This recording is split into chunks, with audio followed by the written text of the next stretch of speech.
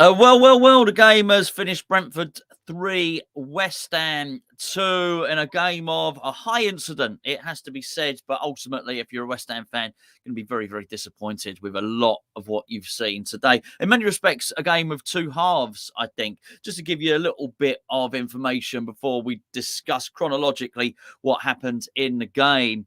David Moyes, look, I always ask for David Moyes to surprise the opposition manager, and he did that. We went with a 4-4-2.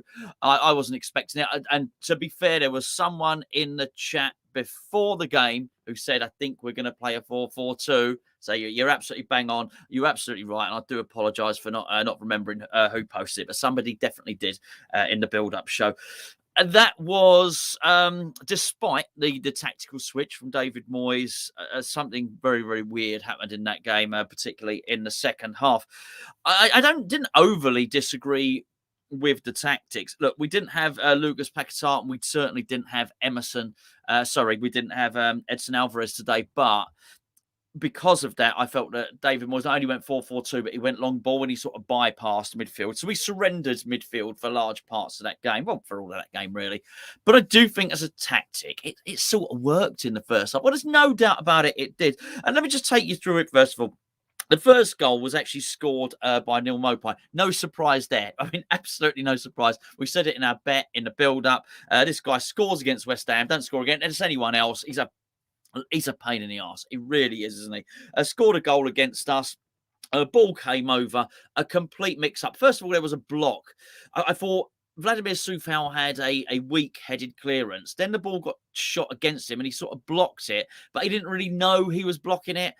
Ball ricocheted back out. By the time it had come back in, from the way I could gather it was that I thought Agurd hadn't really talked to Thomas Souček. This was going to be a feature throughout the game. The lack of communication throughout the game from Agurd was nowhere near good enough. And I think because of that, sort of Souček was stood in his place and he sort of almost knocked Agurd out the way as well. Again, another weak-headed clearance from Souček. Just didn't have the necessary direction or the power on it, which was going to become a feature. Our heading was going to become a feature of the game, by the way, as we get through what happened in it. Basically, Maupay finished. I don't know if I do think that probably Areola was wrong-footed. I think ordinarily he might well have got to that, but it was sort of a sucker punch very, very early in the game. It didn't take long for us to get a goal back, though, and it was quite an incredible goal, it had to be said. Mikel Antonio was playing in a front two alongside Jared Bowen. Mohamed Kudus was playing on the right. Antonio actually did, I think, I should probably say the one good thing Antonio did in this game. He took a run down the left. He crossed the ball over. It was a nice cross, but this was not a goal-scoring opportunity. And the ball fell to Kudus, who had got himself in a really, really nice position. He scored the sort of goal, and I feel I'm a bit sucker punched by the game. I should be more elated about the goal. The goal deserved to be part of a win. You understand? The goal deserves more than me being downbeat, but I'm not downbeat about the goal. I'm downbeat about the game. The goal was magnificent. It was brilliant. It'll be replayed. It'll be replayed and it'll be replayed again. It'll probably be goal of the month. Not that I've seen anyone else's goals, but you know what I mean? It was that good. We'll be watching this goal in 5 years' time. Amazing goal. Brilliant goal. Sort of bicycle kick as he was sort of falling over. Scissor kick, whatever you want to call it. It was so good. It was so good. The contact was lovely on it. It was brilliant. It took it to 1-1. And do you know what? To come back that quickly, I thought, well, this is good. Now, what was happening in that game, and I probably just want to say this from the outset, Brentford were the deserved winners. Even at half-time, even at the points where we were winning 2-1, they probably deserved to be ahead because they were running amok, particularly down our left-hand side, particularly in like the Emerson sort of Agurd sort of area. They were cutting us to ribbons. They really, really were. It was a terrible, terrible defensive performance. However, we did look dangerous on the counter-attack because we were playing long ball. That's absolutely what we're doing. We were hoofing it a bit. There was no creativity in the centre of the park because the central midfield was Thomas Souček and was James Ward-Prowse. So we lacked that creativity there to really do anything. But it was okay. I didn't mind. I honestly didn't mind because we would sort of hoof the ball up and we would cause them all sorts of problems. We scored a second goal, actually, and we went 2-1 up, believe it or not. And this goal was from Jared Bowen. It was a weird goal because it took so much time because it was a VAR incident. But what I would say is, Said Benrahma, I often criticise him for not putting in a cross early enough. If I'm going to criticise him for that, I'm going to praise him when he does. So well done, Said Benrahma. He put on a cross, got the cross went over, really, really good. It was in terms of Kudus's body, it's sort of in no man's land, it's sort of in his midriff. And I was wondering if maybe he had handballed it to start off with, but he bellied it, if you want. He bellied it sort of towards goal. It came off the post. Bowen was sniffing. It was I don't mean like that. Of course he wasn't. No time for that during a game of football. But he had a poacher's instinct, you know. He was the proverbial fox in the box. He scored the goal. And now I didn't think anything of it. And then, of course, and then they said it was going to be VAR for handball. And I thought, well, hold on a second. Is that going to be for when Kudus was taking it? And I thought it touched his hand then. It wasn't. It was actually on Bowen. It took a long time. And the thing is, you could see from one replay, you could see it had landed Bowen there. And even though his arm looked to be there, it hadn't. You could see it wasn't a handball. But it went on and on and on and on. Eventually, West Ham were credited with a goal. 2-1 West Ham. Brilliant. Absolutely brilliant. The key point in the game, though, if you haven't seen it, was an incredible miss by Antonio. Bowen, I think it was Bowen was running down the right and he squared a ball over. Now, it was a cross, but it was a low cross. Fizzed, you can picture it, fizzed across the face of the goal. And Benrahma and Antonio were both running in for it. And if I'm not going to exaggerate here, it was about 2 yards out. It was that far. He was that far from the goal, right? It should have been Benrahma. It was a tap in for Benrahma. And Benrahma was cross, by the way, after this. But Antonio sort of went in and nicked it. There was a lack of communication. We will never know who didn't speak to whom. All right. We will never know if someone did speak and the other person was overruled. You just don't know. But for me, looking at it, I felt that it was Benrahma's chance. Antonio sort of snuck in there, and that's fine. You can nick his chance, Mikhail. You can take Benrahma's chance from that far away from the goal if you want, but please bloody score. And he didn't. He blazed it sort of high, wide, and mighty. It was. You couldn't do it. You couldn't, honestly, you couldn't do it. I don't believe it. It should have put us 3-1 up. And I felt that was the pivotal point in the game. It seemed to give them a bit of momentum. And then Buemo, for them, who was playing on the right-hand side, started causing absolute havoc.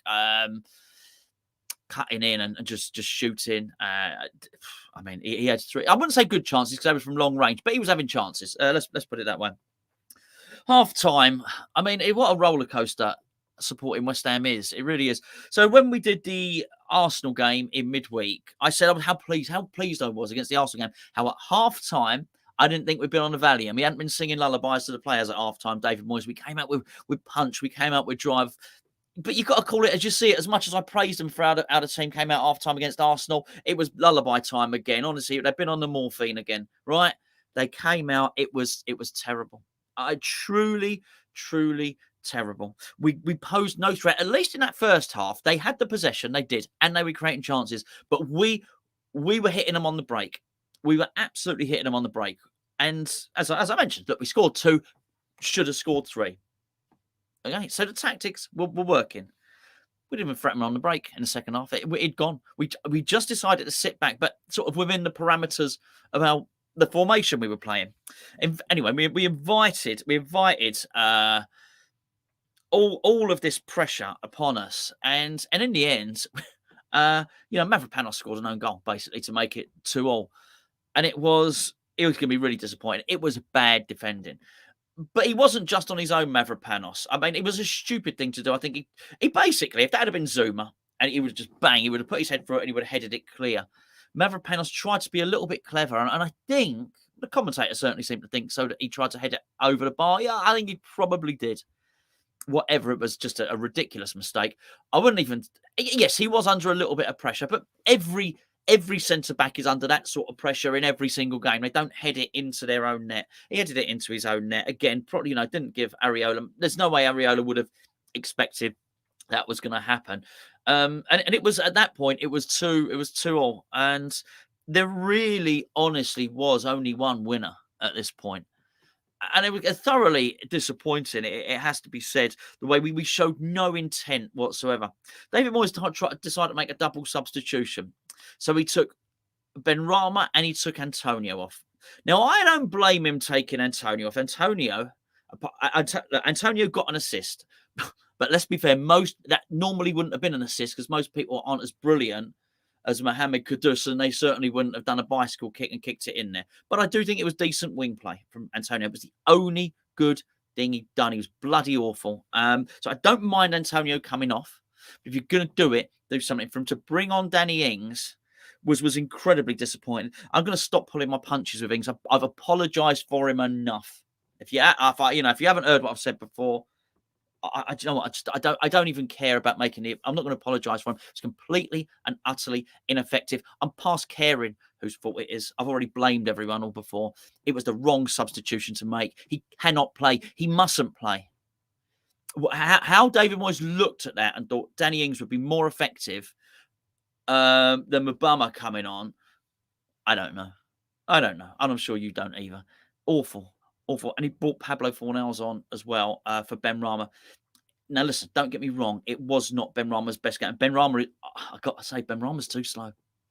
Benrahma is too slow to be effective, particularly when you're going to play that long ball that we were playing, and you want to be effective on a counter-attack. They had Aya at the playing at right back. But they basically got a centre half playing at right back. He's faster than him. Everybody's faster than Benrahma. Oh, well, actually, everyone apart from Pablo Fornals. So he brought Pablo Fornals on for Benrahma. He really should have brought on Cornet because that's the way we wanted to play on the counter attack. He should have brought on the guy with the legs. And I don't just mean metaphorically speaking, because actually Pablo Fornals played like he had no legs. Quite frankly, it was awful. It was truly awful. They scored a third. Of course they did. And first of all, Fornals was fooled, by the way. He was given a little dummy, a little bit of misdirection. And he was sort of, and he was sort of followed a little bit like that, went with a guy, it allowed the geezer enough time to cross. So that was his part in it. It was Collins who got a header to score the goal, got up, header. Oh, we've got a terrible defence. We've got a terrible, terrible defence. We really do. He got up in between Vladimir Soufal and Agurd. Agurd had a terrible game. A terrible game. Now, again, are we talking about communication? I don't know. This seems to be prevalent. Look, there's one common factor with this communication, and it's Agurd. It's Agurd and Zuma. It's Agurd and Areola. It's Agurd and Mavropanos. It was Agurd and Souček. It's Agurd and Soufal. I don't know. Look, his English is brilliant. It's clearly not that. Is he not loud enough? I just don't know. And do you know what? I'm sick. I don't even care. I don't care about finding out. I just know it's not working. It's absolutely not working. We should have been 3-1 up and we lost 3-2. And we invited them. And it was clear where that game was going. Clear where it was going. And I'm not even looking at the chat at the moment. So if I look at the chat, I'm going to get distracted. Right? But you would agree with the majority. You will agree that you could see that game was slipping through our fingers, and nothing was done. And once again, the thing that really annoyed me in that actually was, sorry, I know I've gone for it sort of chronologically. There you go. That's what happened in the game in 1-3-2. That's the goals and the incidents. What really annoyed me was David Moyes seemed to be getting annoyed with the fourth official and with the referee because he felt they weren't logging the time wasting accurately. And Brentford time waste, but absolutely. But Brentford and Arsenal are one of the reasons it was brought in. It was one of the reasons it was brought in that this extra time. If you remember, we played Brentford a couple of seasons ago. The ball was in play for 41 minutes. It was a bit of a watershed moment, actually. And that's out of the 90, by the way. I said the ball was in play. It was something like, if I'm wrong, I'm wrong by a minute. I ain't much wrong, right? And something like the average was usually 49 or something like was way down. It was, and so they've taken action. So we know that Brentford time waste. And I'm not saying Brentford won that game, so they time wasted. Brentford won that game, so they were better than West Ham. And West Ham, were by the end of it, were a shambles. But my annoyance was, he seemed very particular in terms of making sure the fourth official logged, and he was saying, "Oh, let the time wasting there, the time wasting there." In him doing that, he was indicating that he thought that time was precious. Yet in his tactics and in his changes, he showed no urgency. So you can't have it both ways. Are you concerned about time slipping away? Because that's what it appeared to be when he was talking to the officials. Or are you not concerned about time slipping away? Because his tactics showed me he wasn't concerned at all. Now, listen, if I'm going to be, again, to be totally fair, and I am trying to be fair here, and this is what I'm trying to say, we won against Arsenal. I called it. I was really happy about it. I'm unhappy about this now. To be totally accurate, probably for the last 10 minutes, it was us, right? Maybe even longer. It was us. But by that point, we'd run out of ideas. Not only had we run out of ideas, I felt that the key players that could make a difference had run out of belief. Players like Mohamed Kudus, players like Jared Bowen, they'd run out of belief.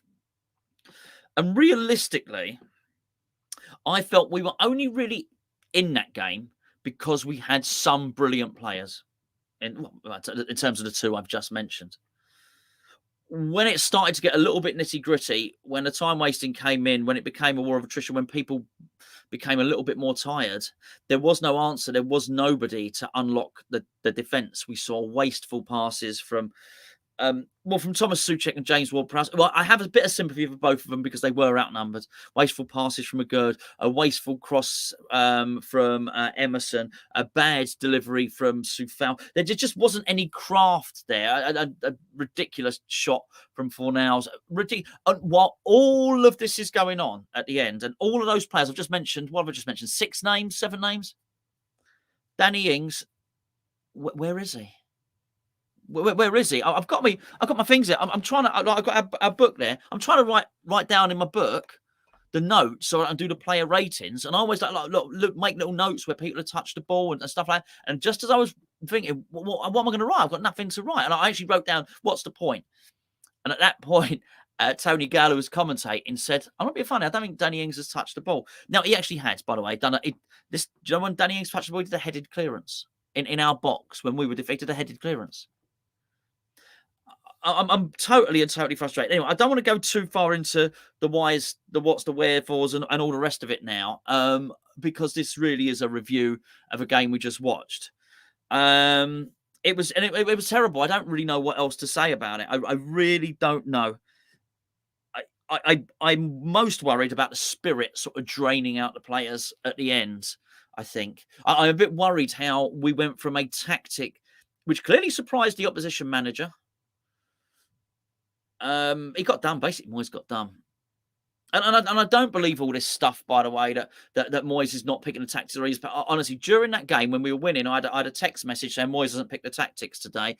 When we were losing, I had a text message saying, "Oh, look, David Moyes has mucked these tactics up today." Honestly, look, I just don't. He got outdone and he got outthought, and it's as simple as that. And at the start of the game, he had him. By the time Thomas Frank has had a chance to have a look at David Moyes, within the period of 90 minutes, he just outdoes him. What David Moyes didn't have the ability to do in this game was come back with something. So David Moyes posed a question. Thomas Frank came back with the answer. At that point, it's up to David Moyes to pose a question again. And what he did was he brought on Pablo Fornals and he brought on Danny Ings. I don't know what to say about that. And you know what? I've made all the excuses in the world for Danny Ings, and I love Pablo Fornals.